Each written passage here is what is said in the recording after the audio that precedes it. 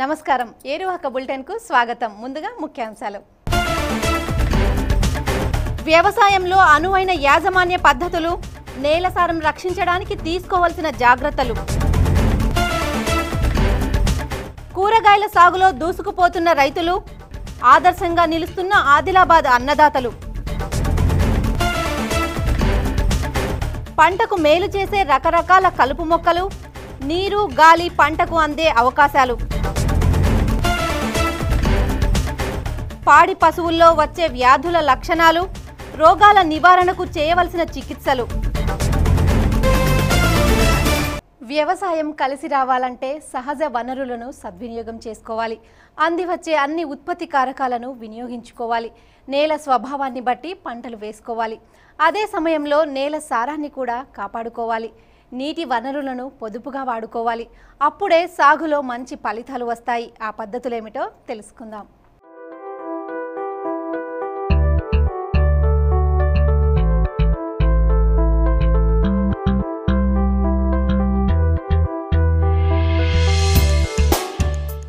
ప్రపంచంలో కేవలం ఒక వంతు మాత్రమే భూమి ఉంది. మిగిలిన 3 వంతులు నీరే. ఈ నీటిలో సముద్రం నీరే ఎక్కువగా ఉంది. ఉన్న భూమిలో నివాస ప్రాంతం, అడవి, పరిశ్రమలు, నదీ నదాలు, వాగులు, వంకలు ఉన్నాయి. అన్నీ పోగా మిగిలిన భూమి చాలా తక్కువ. ఈ భూమిలోనే ప్రపంచ జనాభాకు సరిపోయే పంటలు పండించాలి. ఈ భూమిలోనే సాగులో ముందుకు సాగాలి. నేలలు అనేక రకాలుంటాయి.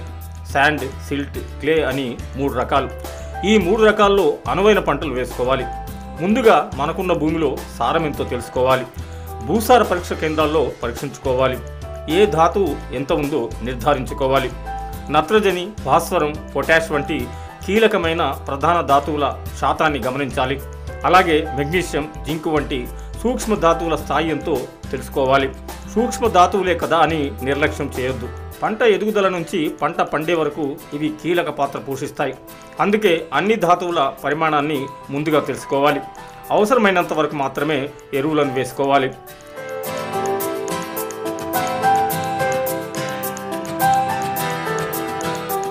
ఎరువుల విషయానికి వస్తే చాలామంది రైతులు విచక్షణారహితంగా రసాయనిక ఎరువులు వాడుతున్నారు. ఈ రసాయనిక ఎరువుల వల్ల నేల సారవంతమై బాగా దిగుబడి వస్తుందని నమ్ముతాం. నిజానికి ఒకప్పుడు రసాయనిక ఎరువులు లేవు. అయినా పంటల్లో అద్భుతమైన దిగుబడులు సాధించాం. సేంద్రియ ఎరువులతోనే పంటలు పండించారు. మనం వాడుతున్న రసాయనిక ఎరువుల వల్ల కొద్ది కాలం దిగుబడులు పెరిగినా రాను రాను నేలలోని పోషకాలన్నీ తరిగిపోతాయి. ఫలితంగా సాగు భూమి కాస్త నిస్సారమైపోతుంది. చివరికి అది ఎడారిగా మారుతుంది. సాగుకు పనికిరాకుండా పోతుంది. కాబట్టి రసాయనిక ఎరువుల వాడకాన్ని క్రమంగా తగ్గించుకోవాలి. నేల సారాన్ని పెంపొందించడానికి సేంద్రియ ఎరువులు వేసుకోవాలి. వ్యవసాయ వ్యర్థాలు, ఇతర వ్యర్థాలతో స్వయంగా వర్మీ కంపోస్టు తయారు చేసుకోవాలి. ఇది నేల సారాన్ని బాగా పెంచుతుంది. చెరువు మట్టిని సాగు భూమిలో సమానంగా చల్లుకోవాలి. పశువుల ఎరువును వేసి నేలను బాగా కలియదున్నాలి.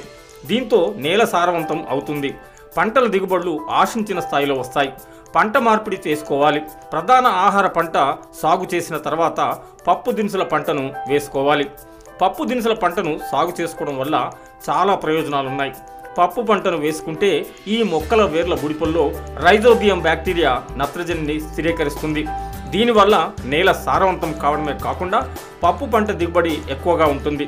అంతేకాకుండా పప్పు పంటను సాగు చేసిన తర్వాత వేసే పంటలో కూడా మంచి దిగుబడులు వస్తాయి.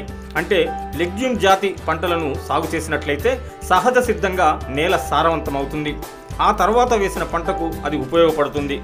మనం వేయాల్సిన ఎరువులు ఆదా అవుతాయి. సాగు పెట్టుబడి తగ్గిపోతుంది. ఏ విధంగా చూసినా పప్పు పంటల వల్ల మంచి ఫలితాలు ఉంటాయి. అటు పెట్టుబడి తగ్గడమే కాకుండా ఇటు దిగుబడులు పెరిగిపోతాయి. రైతు నష్టపోయే అవకాశమే ఉండదు. ఇక నేల ప్రతి ఏటా పప్పు ధాన్యాల సాగు వల్ల సారవంతం అవుతూనే ఉంటుంది. మన తరం నుంచి ముందు తరాల వారికి సారవంతమైన నేలను అందిస్తాం. అంటే వ్యవసాయం సుస్థిరమవుతుందన్నమాట. నేల సారాన్ని కాపాడుకోవడానికి మంచి యాజమాన్య పద్ధతులు పాటించాలి. హైబ్రిడ్ రకాల వంగడాలను సాగు చేసినప్పుడు వాటికి అధికంగా ఎరువులు అవసరం ఉంటాయి. సంకర జాతి వంగడాల్లో చీడపీడల బాధ కూడా ఎక్కువగానే ఉంటుంది. ఈ చీడపీడలను అరికట్టుకుంటేనే దిగుబడి దక్కుతుంది.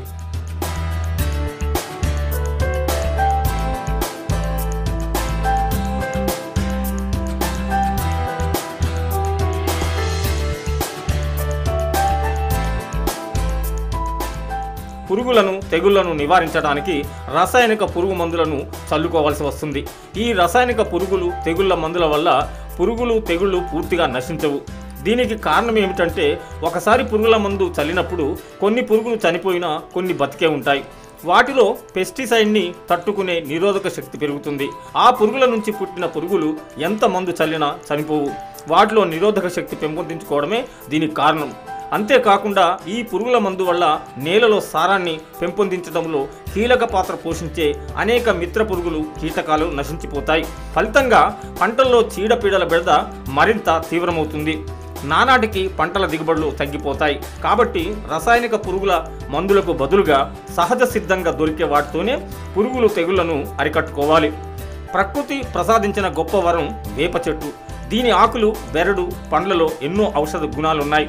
వేప కషాయంతో అనేక పురుగులను అరికట్టుకోవచ్చు. చీడపీడలను నివారించడానికి వేప నూనె ఎంతో సమర్థవంతంగా పనిచేస్తుంది. అలాగే ప్రకృతిలో విపరీతంగా పెరిగే కలబంద ఎంతో ఉపయోగపడుతుంది. పసుపు కలబందలతో కషాయాన్ని తయారు చేసుకోవచ్చు. ఈ కషాయంతో పురుగులను నిర్మూలించుకోవచ్చు. ఇప్పటికీ ఎంతో మంది రైతులు ప్రకృతిలో దొరికే మొక్కలతోనే అనేక రకాల పురుగుల మందులు తయారు చేసి పురుగులను నివారిస్తున్నారు, తెగుళ్లను అరికడుతున్నారు. పురాతన కాలం నుంచి పురుగులను నివారించడానికి ప్రకృతి మీద ఆధారపడుతున్నారు. ఆ రైతుల అనుభవాల నుంచి మనం నేర్చుకోవాలి. నేల సారాన్ని దెబ్బతీసే రసాయనిక పురుగుల మందులను వదిలించుకోవాలి. ఆయుర్వేదం అనేది అనాదిగా ఉన్న చికిత్సా విధానం. మనుషులకు వచ్చే అనేక రోగాలను నయం చేయడమే కాకుండా పంటలను ఆశించే అనేక రకాల పురుగులు తెగుళ్లను నివారించడానికి ఆయుర్వేదాన్ని ఆధారం చేసుకోవాలి.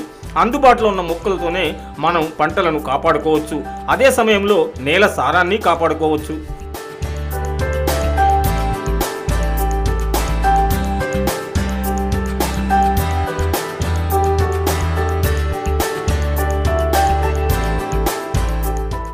ఏరువాకలో చిన్న విరామం.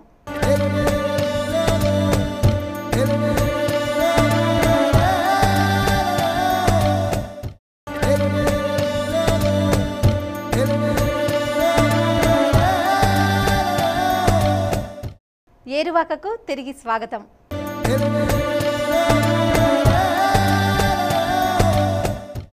ఒకవైపు వర్షాభావ పరిస్థితులు, మరోవైపు చుక్కలు అంటుతున్న నిత్యావసర సరుకుల ధరలు.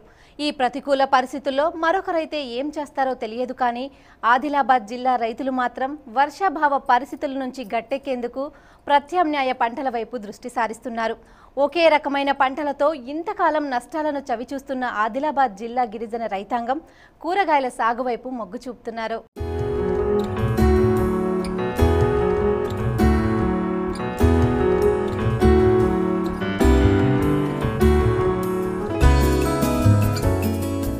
తెలంగాణ జిల్లాల్లో వరి, జొన్న, మొక్కజొన్న, పత్తి, వేరుశనగలు ప్రధాన పంటలు. వ్యవసాయం మొత్తం వర్షాధారంగానే సాగుతుంది. ఒక్క ఖానాపూర్, లక్ష్మీపేట ప్రాంతాల్లో కొంతవరకు వరి సాగు చేస్తారు. ఊట్నూరు ప్రాంతంలో కూరగాయలు ఎక్కువగా పండిస్తారు. ఆదిలాబాద్ జిల్లా వ్యాప్తంగా పత్తిని అధికంగా సాగు చేస్తారు. ఇక్కడ పత్తి మార్కెట్ చాలా పెద్దది. ఇక్కడికి జిల్లాలోని అనేక ప్రాంతాల నుంచే కాకుండా మహారాష్ట్ర నుంచి కూడా రైతులు పత్తిని తీసుకువస్తారు. అయితే అనేక సంవత్సరాలుగా పత్తి పంటనే సాగు చేయడం వల్ల రాను రాను పత్తిలో చీడపీడల బెడద పెరిగిపోయింది. రైతులు తీవ్రంగా నష్టపోయారు. పత్తికి మార్కెట్ ఉన్నా లాభాలు మాత్రం దక్కలేదు. దీంతో విసుగు చెందిన రైతులు ప్రత్యామ్నాయ పంటల వైపు దృష్టి పెట్టారు. ముఖ్యంగా కూరగాయలు సాగు చేస్తే ఫలితం ఉంటుందని గ్రహించారు.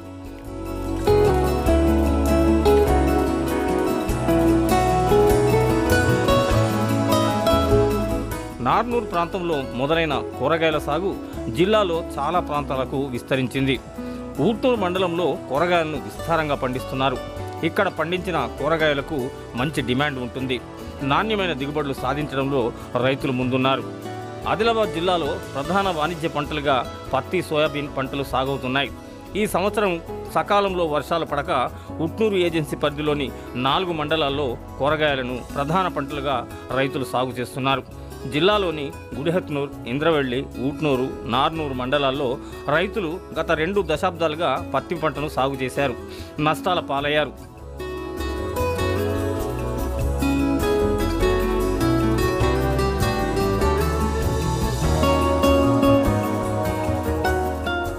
ప్రస్తుతం వర్షాభావ పరిస్థితులు ఏర్పడడంతో ఇతర పంటలు వేయాలనుకున్నారు. ముందుగా ఇద్దరు రైతులు తమ వ్యవసాయ పొలాల్లో కూరగాయల సాగును మొదలుపెట్టారు. ఎకరం పొలంలో టమాటా, మరో ఎకరంలో గోబీ వేసుకున్నారు.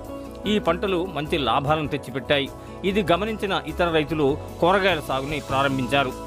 ఆదిలాబాద్ జిల్లాలో ప్రతి ఏటా కూరగాయల సాగు విస్తీర్ణం పెరుగుతూ వస్తోంది. ప్రస్తుతం 1,00,000 ఎకరాల్లో వీటిని సాగు చేస్తున్నారు. మార్కెట్లో ఉన్న డిమాండ్ను బట్టి ఆయా కూరగాయలను పండిస్తున్నారు. ఈ 4 మండలాల్లో ప్రతి సంవత్సరం 70,000 ఎకరాల్లో టమాటా సాగు చేస్తున్నారు. అంతేకాకుండా 10,000 ఎకరాల్లో వంకాయ, మరో 20,000 ఎకరాల్లో మిర్చి, గోబీ, క్యాబేజీ వంటి కూరగాయలను పండిస్తున్నారు. వ్యవసాయ రంగంలో చోటు చేసుకుంటున్న మార్పులకు అనుగుణంగా వ్యవసాయ అధికారుల సూచనలను పాటిస్తూ వ్యవసాయం సాగిస్తున్నారు. తక్కువ పెట్టుబడులతో సస్యరక్షణ చర్యలు చేపడుతూ మంచి దిగుబడులు సాధిస్తున్నారు. కూరగాయల సాగుతో అధిక లాభాలను గడిస్తున్నారు.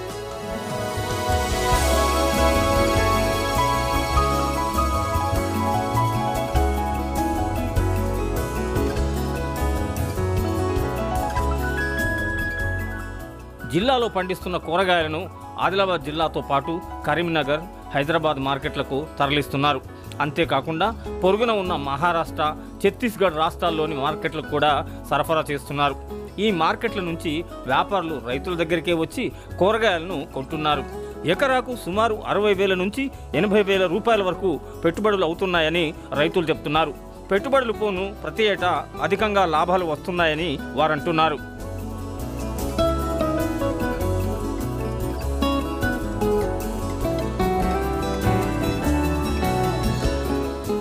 10,000 ఎకరాల్లో వేసిన టమాటా మల్చింగ్ విధానంతో చేసుకోవడంతో ఖర్చు ఇంకా తగ్గుతుందని అంటున్నారు. జిల్లాలో టమాటా, వంగ వంటి కూరగాయల సాగు లాభదాయకంగా ఉన్న కొంతమంది గిరిజన రైతులు ప్రయోగాత్మకంగా ఇతర కూరగాయలను కూడా సాగు చేస్తున్నారు. టమాటోతో పాటుగా కాకర సాగుకు శ్రీకారం చుట్టారు. కాకరను కేవలం 90 రోజుల్లోనే సాగు చేసుకోవచ్చు. తక్కువ వ్యవధిలో ఈ పంట చేతికి రావడంతో రైతులు ఈ పంట సాగుకు మొగ్గు చూపుతున్నారు. మార్కెట్లో కాకరకు మంచి డిమాండ్ ఉండటంతో దీని సాగు రైతులకు లాభదాయకంగా ఉందని ఇక్కడి రైతులు ఆనందం వ్యక్తం చేస్తున్నారు. ప్రకృతి తమపై పగబట్టిన అధిక వర్షాభావ పరిస్థితుల నుంచి గట్టెక్కేందుకు రైతులు చేపట్టిన కూరగాయల సాగు మంచి లాభాలను తెచ్చిపెట్టి జిల్లాలోని ఇతర రైతులకు మార్గదర్శకంగా నిలిచింది. ఉన్న కొద్దిపాటి నీటి వసతిని ఉపయోగించుకొని కూరగాయల సాగులో అధిక దిగుబడులు సాధిస్తున్నారు.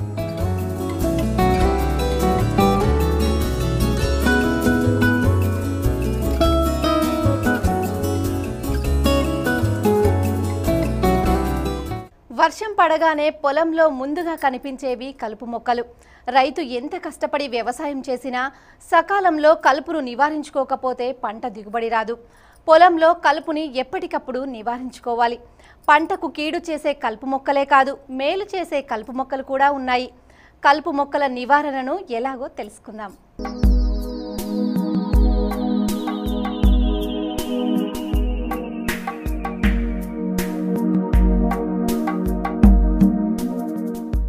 పర్యావరణ వ్యవస్థ పనిచేయడంలో ప్రకృతిలోని ప్రతి సూక్ష్మజీవి ముఖ్య పాత్ర వహిస్తుంది. ఒక జీవి విసర్జించే పదార్థం మరొక జీవికి ఆహారంగా ఉపయోగపడుతుంది. ఎండుటాకు సేంద్రియ పదార్థంగా మారి కొత్త జీవరాశుల పుట్టుకకు తోడ్పడుతుంది. అందుకే మనం బతుకుతూ ప్రతి జీవిని జీవించనివ్వాలి. మన దేశంలో వర్షాలు పడగానే బీడు నేలల్లో అనేక రకాల కలుపు మొక్కలు మొలకెత్తుతాయి. వర్షాలు అధికమవుతుంటే కలుపు మొక్కలు బలంగా భూమిలో పాతుకుపోతాయి. ఈ కలుపు మొక్కల్లో పంటలకు కీడు చేసే లక్షణాలే కాదు, మేలు చేసే గుణాలు కూడా ఉన్నాయి. కలుపు మొక్కలు వర్షం తాకిడిని తట్టుకుంటూ వాటి వేర్లు, మట్టి అణువులను పట్టి ఉంచి భూమి కోతను నివారిస్తాయి. ఉష్ణమండల ప్రాంతమైన మన దేశాల్లో నేల వాలుగా ఉంటుంది. అందుకే ఇక్కడ భూమి కోత అధికంగా ఉంటుంది. కలుపు మొక్కల వేర్లు అవి పెరిగే మార్గంలో నేలకు గాలిని అందిస్తాయి. దీనితో నేల నీటిని గ్రహించి నీటిని నిలుపుకోవడం ఎక్కువ అవుతుంది. భూమిపైన కలుపు మొక్కల వల్ల నీడ ఏర్పడుతుంది. ఈ నీడ భూమి ఉష్ణోగ్రతను అదుపులో ఉంచి నీరు ఆవిరి కాకుండా చూస్తుంది. పంటలకు మేలు చేసే సూక్ష్మక్రిములు జీవించడానికి అనుకూలమైన వాతావరణాన్ని కలుపు మొక్కలు కల్పిస్తాయి.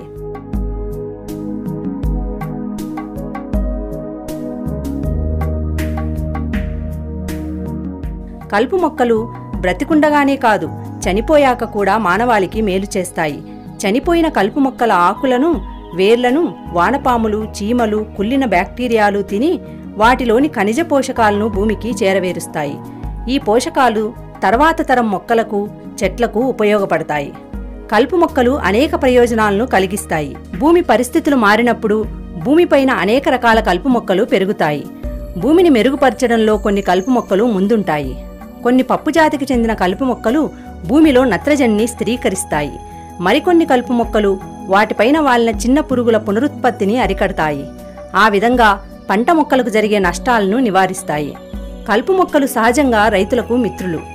అయితే కొన్ని పరిస్థితుల్లో కొన్ని కలుపు మొక్కలు రైతులకు సమస్యలను తెచ్చిపెడతాయి. పంట కన్నా ఎత్తు పెరిగి పంటకు సూర్యకాంతి అందకుండా చేస్తాయి. ఆహార పంటల్లో కలుపు మొక్కలతో అధిక నష్టం జరుగుతుంది. వాటి నివారణకు మిశ్రమ పంటలు, పంట మార్పిడి విధానాలను అనుసరించడం ఒక్కటే పరిష్కారం.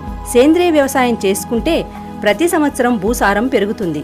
దీనితో పంట ఎదుగుదల బాగుంటుంది. పంటలో కలుపు పెరగటం తగ్గుతుంది. 2-3 సంవత్సరాల తర్వాత కలుపు తీసుకోవాల్సిన అవసరం ఉండదు. అప్పటి వరకు రైతులు కలుపు మొక్కలను కత్తిరించి ఆ మొక్కలను నేలపై కప్పాలి. కత్తిరించిన కలుపు మొక్కలతో నేలను కప్పి ఉంచడం వల్ల చాలా ప్రయోజనాలున్నాయి.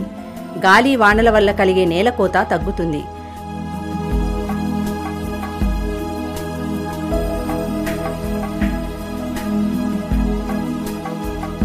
భూమి పైపొర గట్టిపడదు. పంటకు సాగునీటి అవసరం తగ్గుతుంది. భూమిలో గాలి ప్రసరణ బాగా పెరుగుతుంది. నేల తేమను అధికంగా గ్రహిస్తుంది. కుళ్ళిన ఆకులు, వానపాములు సూక్ష్మక్రిములకు ఆహారంగా ఉపయోగపడతాయి. సూక్ష్మక్రిములు మొక్కలకు పోషకాలు అధికంగా ఉంటే కంపోస్టులను అందిస్తాయి. కలుపు మొక్కల వేర్లు మట్టి రేణువులను కలిపి ఉంచుతాయి. కలుపు మొక్కలను పూత దశకు ముందే కత్తిరించి ఆచ్ఛాదనంగా వినియోగించాలి. విత్తనాలు ఏర్పడే వరకు ఉంటే అవి తిరిగి మొలకెత్తే అవకాశం ఉంది.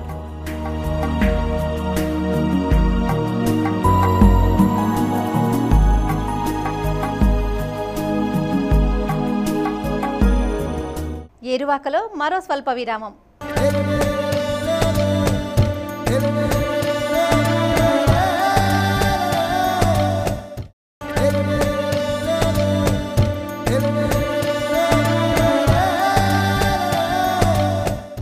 ఏరువాకకు పునఃస్వాగతం.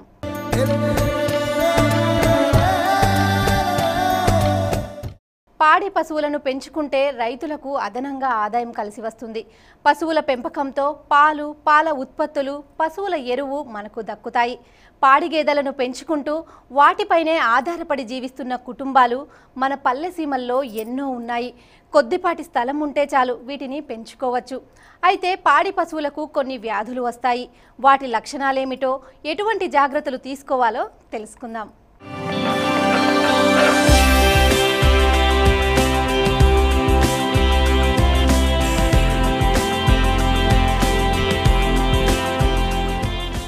పాడి పశువుల్లో కాల్షియం లోపంతో పాల జ్వరం వస్తుంది. పాడి పశువులకు అవసరమయ్యే ధాతువులన్నింటిలో కాల్షియం ఎంతో ముఖ్యమైనది. ఈ వ్యాధి ఎక్కువగా పాలిచ్చే పశువుల్లోనే కనిపిస్తుంది. సాధారణంగా 5 నుంచి 10 సంవత్సరాల వయసున్న పాడి పశువుల్లో 3 నుంచి 8 ఈతల మధ్య కాలంలో ఈ సమస్య కనిపిస్తుంది. పాడి పశువు ఈనిన మొదటి వారంలో అంటే 2 నుంచి 3 రోజుల్లోనే పాల జ్వరం వస్తుంది. పాడి పశువుల్లో కాల్షియం లోపం రావడానికి చాలా కారణాలున్నాయి. పాడి పశువులకు పచ్చిగడ్డిని మేపకుండా ఎక్కువగా ఎండుగడ్డిని పెట్టడం ఒక కారణం. అధిక పాల దిగుబడినిచ్చే పశువుల్లో పాల ఉత్పత్తి వల్ల కాల్షియం లోపం ఏర్పడుతుంది. పశువులు ఈనినప్పుడు వచ్చే జున్ను పాలల్లో ఎక్కువగా కాల్షియం ఉంటుంది. దీనివల్ల కూడా పాడి పశువుల్లో కాల్షియం లోపం వస్తుంది.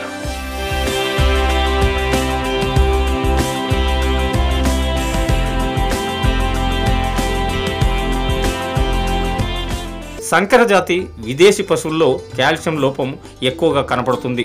పారాథైరాయిడ్ హార్మోన్, విటమిన్ D3 లోపం వల్ల కూడా కాల్షియం లోపం కలిగే అవకాశం ఉంది. పశువులకు ఇచ్చే దానాతో కాల్షియం ముందుగా ప్రేగుల్లో చేరుతుంది.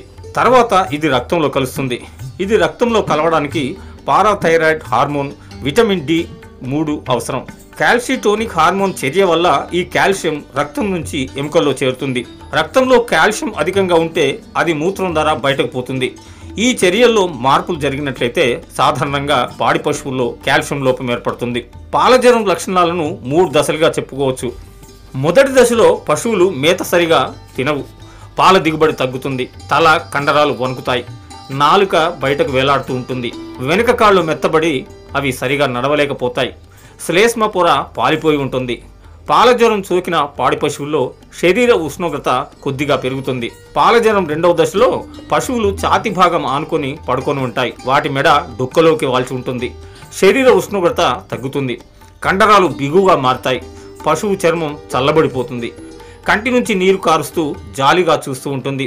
శ్వాసక్రియ రేటు, గుండె కొట్టుకునే రేటు తగ్గిపోతుంది.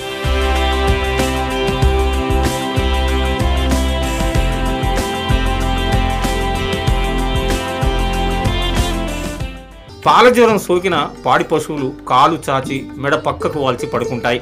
ఇలా ఉంటే దీన్ని ప్రమాదకరమైన మూడవ దశగా గుర్తించాలి. ఈ దశలో పశువు మతిస్థిమితం లేకుండా పడిపోయి ఉంటుంది. పొట్ట లోపలి భాగం గాలితో నిండి ఉబ్బరంగా ఉంటుంది. ఈ దశలో సరైన చికిత్స చేయించకపోతే ఇది డౌన్సర్ కౌ సిండ్రోమ్కు దారితీస్తుంది.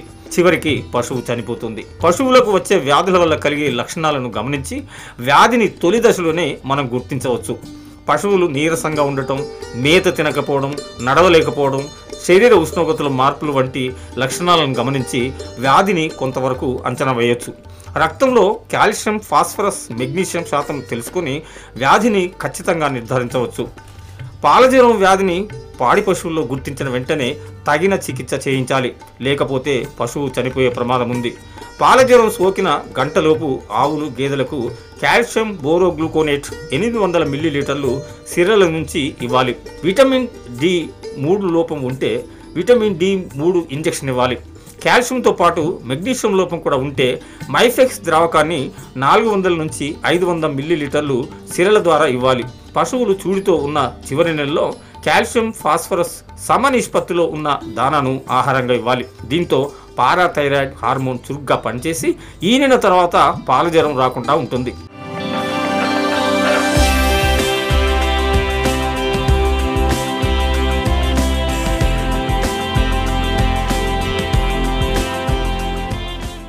సాధారణంగా కుక్క పిల్లలను పెంచుకుంటారు లేదా చిన్న పిల్లులను పెంచుకుంటారు. అయితే తేనెటీగలంటేనే ఆమడు దూరం పరిగెత్తుతారు. కానీ తేనెటీగలను కూడా మనం పెంచుకోవచ్చు. కొన్ని జాగ్రత్తలను పాటించి తేనెటీగలను పెంచుకుంటే కావలసినంత తేనె మన సొంతమవుతుంది. నిజంగా తేనెటీగలను పెంచుకోవడం సాధ్యమేనా అని ఆశ్చర్యపోకండి. నమ్మలేకపోతే ఈ స్టోరీ చూద్దాం పదండి.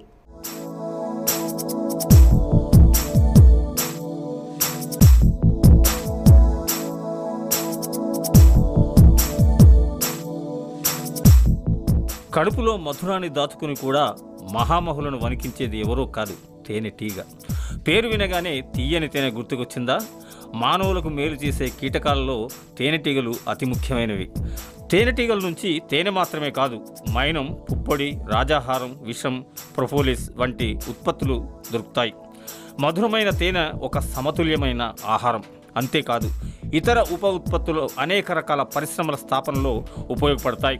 పంటల్లో పరపరాగ సంపర్కం జరిగి అధిక దిగుబడులు రావడానికి తేనెటీగలు ఎంతగానో ఉపయోగపడతాయి. తేనె పట్టు కావాలంటే తేనెటీగలను పెంచుకోవచ్చు. అమ్మో అని భయపడాల్సిన పని లేదు. పక్షులను పెంచుకున్నట్టే తేనెటీగలను పెంచుకోవడం సాధ్యమే. బోలెడంత తేనెను ఉత్పత్తి చేసి మార్కెట్ చేసుకుంటే అధిక లాభాలు దక్కుతాయి. ముందుగా తేనెటీగల్లో రకాలు, వాటి పనులేమిటో తెలుసుకోవాలి. అప్పుడే వాటిని పెంచుకోవడం సాధ్యమవుతుంది.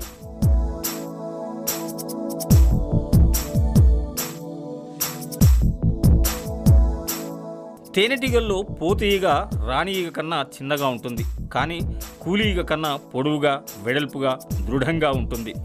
దీని కళ్ళు మూత్రపిండాకారంలో ఒకదానికొకటి కలిసి ఉంటాయి. వీటి పొట్ట గుండ్రంగా వెంట్రుకలతో ఉంటుంది. దీని రెక్కలు పొట్టను పూర్తిగా కప్పివేస్తాయి.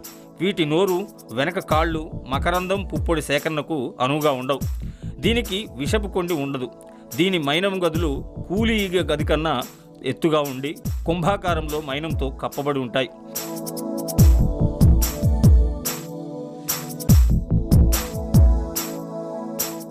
ఇక తేనెటీగల్లో కూలి ఈగ రాణి, పోతు ఈగల కన్నా చిన్నగా ఉంటుంది. దీని కళ్ళు ఒకదానికొకటి దూరంగా ఉంటాయి. దీని పొట్ట నల్లని చారలతో ఉంటుంది. దీని రెక్కలు పొట్టను పూర్తిగా కప్పి ఉంటాయి. దీని నోటి భాగం మకరంద సేకరణకు, వెనక కాళ్ళు పుప్పొడి సేకరణకు అనువుగా ఉంటాయి. ఇవి విషపు కొండిని రక్షణకు ఉపయోగిస్తాయి. దీని మైనం గదులు సమాంతరంగా మైనంతో కప్పబడి ఉంటాయి. రాణి ఈగ సంపూర్ణంగా వృద్ధి చెందిన ఈగ. తన జీవితకాలంలో ఒకేసారి పోతుటీగతో సంపర్కం జరుపుతుంది. జీవితకాలమంతా సరిపడా మగబీజ కణాలను గ్రహించి బీజకోశంలో నిల్వ చేసుకుంటుంది. ఇది గుడ్లు పెట్టి తేనె పట్టు అభివృద్ధిలో కీలక పాత్ర పోషిస్తుంది. ఇది ఫలదీకరణ చెందని గుడ్లను కూడా పెడుతుంది. ఫలదీకరణం చెందే గుడ్లు కూలీగలుగా, చెందని గుడ్లు పోతుటీగలుగా వృద్ధి చెందుతాయి. మొదటి 3 వారాలు పట్టు లోపల మైనం గదులను శుభ్రం చేయడం, లద్దె పురుగులకు ఆహారాన్ని అందించడం, మైనం గదులను నిర్మించడం వంటి పనులను చేస్తాయి. తర్వాత 3 వారాలు పట్టు వెలుపల పనులే, అంటే శత్రువు నుంచి పట్టును రక్షించడం, పుప్పొడి, మకరందం, నీరు సేకరణ వంటి బాధ్యతలను ఇవి నిర్వహిస్తాయి. తేనెటీగల జీవితకాలంలో 4 దశలుంటాయి. అవి గుడ్డు, లద్దె పురుగు, కోశస్థ దశ, ఈగ దశ. గుడ్డు దశలో రాణి ఈగ, పోతు ఈగ, కూలి ఈగ 3 రోజులుంటాయి. లద్దె పురుగు దశలో రాణి ఈగ 5 రోజులుంటుంది. కూలి ఈగ 5 నుంచి 6 రోజులుంటే పోతు ఈగ 7 రోజులుంటుంది. రాణి ఈగ కోశస్థ దశలో 7 నుంచి 8 రోజులు ఉంటుంది. అదే కూలి ఈగ అయితే 11 నుంచి 12 రోజులు ఉంటుంది. పోతు ఈగ 14 రోజులు ఉంటుంది. రాణి ఈగలో 16వ రోజు ఈగ వస్తుంది. పోతు ఈగలో 24వ రోజు, కూలి ఈగలో 21వ రోజు ఈగ తయారవుతుంది.